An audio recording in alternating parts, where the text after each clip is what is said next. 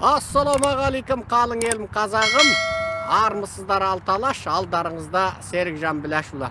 Баршаларыңызға Нью-Джерси штаты Форт-Ли елді мекенінен сәлем. Осы Қытайдан қысқа нұсқа бір екі ауыз ақпарат айта кетейік деп отырмыз. Өте шұғыл күйде айтамыз. Орыстың екінші кемесін жарып жіберді украиндар. Бұл енді анау Москва маркалы, Совет кезінен мақтанып енді. Осы адамзаттың ең мықты деген кемесі деп мақтанып, орыстар көпіріп, сынып, кебініп, тура жарылып өліп қала жаздаған кемесі бар еді ғой. Сол кемесін жарып жіберді украиндар. Мынау сол Москва жарылғаннан кейінгі екінші кемесін жарып жіберді. Енді осы жолғы бұл кемесін жарғанда, анау әуеден дронмен атқылаған сияқты мына суда өздігінен жүретін, жаңағы дрон сияқты өздігінен жүретін, ал камерасы бар, бақылауда отыратын, судың былайша айтқанда суда жүретін дрон енді өз ұшқыш десек, өздігінен ұшатын өз ұшқыш десек, анау енді өз жүзгіш екен. Сол өз жүзгішпен жарып жіберді. Енді ол ана су минасы дегенге ұқсамайды. Ол арнайы сол суда жүріп, жаңағы өз баратын бағытын өз іздеп, немесе жасанды ақыл парасатпен басқарылып, сөйтіп жүріп, жаңағы жаратын зат екен. Сөйтіп орыстың екінші кемесін жарып жіберіп, енді Путин Шайнарға бармақ таппай, сөйтіп отыр екен тотиып. Бұл бірінші жағымды хабар.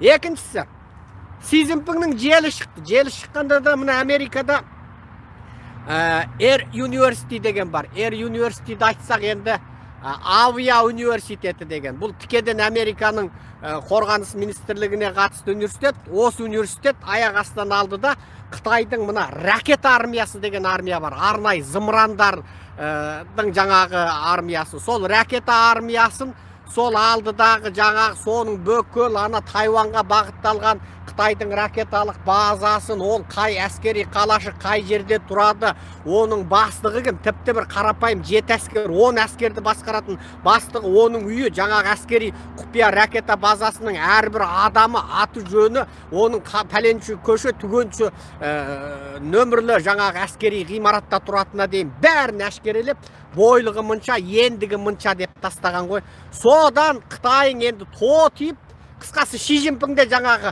Шайнарға бармағын таппай Путиннен бармақ сұратып жіберетіндей халге түсіп отыр. Ал бұны жариялап жібергендегі мақсат не? Ойбай, ол ракета армиясының бүкіл базасын жариялап тастады не, жарияламады не? Ол деген сөз Америка бүкіл қысқасы сенің басқан тұрғаныңды білем, қысқасы сенің анау 5 жасақтан, 10 жасақтан тұратын бүкіл жасағыңа дейін мен жатқа білем, әдірісіне дейін білем, бойлық ендігіне дейін білем. Қысқасы оның аты кім, бастығы кім, Уаңба, Жаңба, Чаңба бәрін білем деп Америка Қытайдың көзіне шыққыды. Ал аяқ астынан Шидің мынау компартияның билігін қолына алып, өзінің 7 сұмырайын артына жаңағы сұмырайларын ертіп, Маудың кезінде жаңағы билік құрған жеріне бара қалып, аяқ астынан сөйткен бір сәтіне тура келіп отырғанда, Американың бұл ақпаратты жариялауы айналып келгенде, ол Шиге артыңа қара деді ғой қысқасы. Артыңа қара, жетәкеңді танытам, бүкіл жеріңді білем, қайда тұрдың, қайда қойдың, бәрін білем. Қысқасы бәрі менің ашсам алақанында, жұмсам жұдырығымда 77 әкеңді танытып жіберем деген ескертуді анық беріп тұр. Бұл бір. Екінші ескерту. Бұл енді аса сұмдыққа бар. Бұл Америкадағы үлкен дәуір бөлгіштік сипатқа ие. Аса сұмдыққа бар.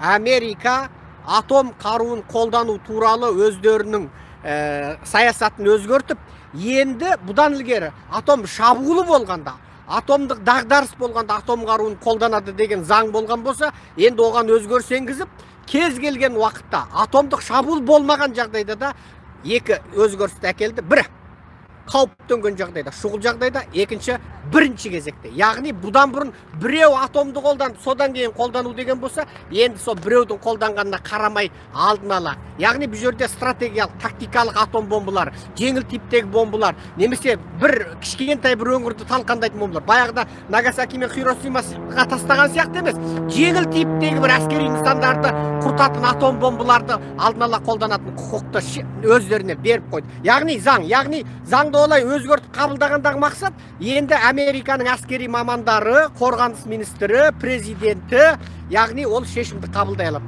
Және бұны қабылдаудағы мақсаттары Тайванға соғыс ашу мәселесі Қытайлар ілгерілетті. Күні бұрын Тайванға соғыс ашу мүмкін деген әңгіме болып еді ғой. Енді Қытай құтырып мынау жаңадан билікке келген сұмырай әуселесі асып, жаңа бұлда шизофренмен ауырады, бұлда құтырық, бұлда есерсоқ, бұлда Путин сияқты жармес есіріктік аурумен ауырады. Енді қысқасы сен құтырып әліңді білмейтін болсаң, әкеңді танытам деген заңды қабылдады. Оның үстіне білесіздер, мынау бұдан ілгері Тікебайшал осы Қытай қауіпті, Ресей қауіпсіз деген сияқты ұстаным ұстанды ғой. О кезде мына Бәкебайшал жоқ, Қытай біздің бизнес партнеріміз, одақтасымыз, Ресей жауымыз деген. Енді өткеннен бері Қытайды Американың стратегиялық жауы деп көрсетті де, Ресей қысқасы сен біттің енді, сенің шаруаң бітке деп, оны былайша алып тастады. Қысқасы Ресейді сен қысқасы жарамайды екенсің деді, жау болуға да тұрмайды екенсің деді ғой. Былай қысқасы енді Қытайды өстіп белгілегеннің өзі, бағалағанның өзі енді алдағы уақытта әлемдік саясатта, үлкен геосайтта үлкен бір өзгеріс болатының белгісі. Қалың елім қазағым, бұл қуанышты хабар. Мынау бізді бүйірімізден қысып отырған екі ата жау Орыс пен Қытай дәл қазір енді Құдай берген бір тарихи сәт мынау. Орыс та Қытайда зауалға бет алып тұр.